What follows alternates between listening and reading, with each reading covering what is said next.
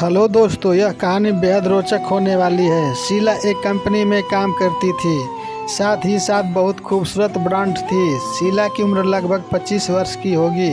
शीला का जीवन काफ़ी दुखदाई था। शीला का पति लगभग 3 साल पहले ही इस दुनिया को छोड़कर जा चुका था। इस तरह से इस घटना को करीब 9 महीने हो चुके थे।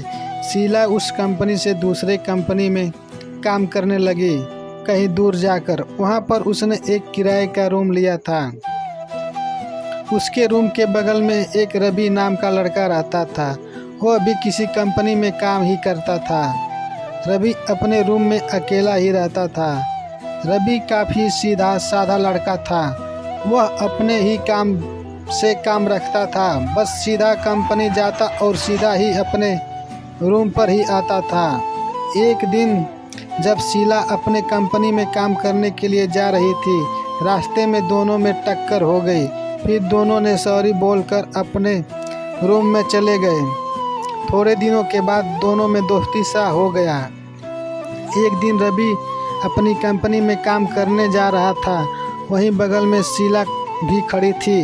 रवि ने पूछा, चलना है क्या? शीला बोली, हाँ। रवि अपने मोटरसाइकिल पर बैठा लिया और जाने लगा कि रास्ते में टक्कर हो गया। शीला ने एकदम रवि से चिपक गई और रवि घबराते हुए बोला, सॉरी, गलती हो गई।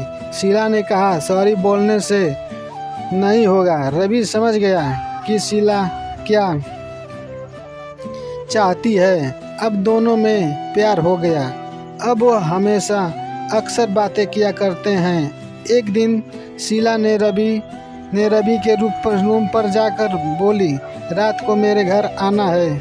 रवि बहुत सोच में पड़ गया कि ऐसे उसके घर जाना ठीक नहीं है। फिर रवि ने एक सिंदूर की डिबिया खरीदी और लेकर उसके घर गया और बोला, मैं तुमसे शादी करना चाहता हूँ। तुम्हें हर दुनिया की खुशी देना चाहता हूँ। शीला बोली कि मैं एक विधवा हूँ, मैं शादी नहीं कर सकती।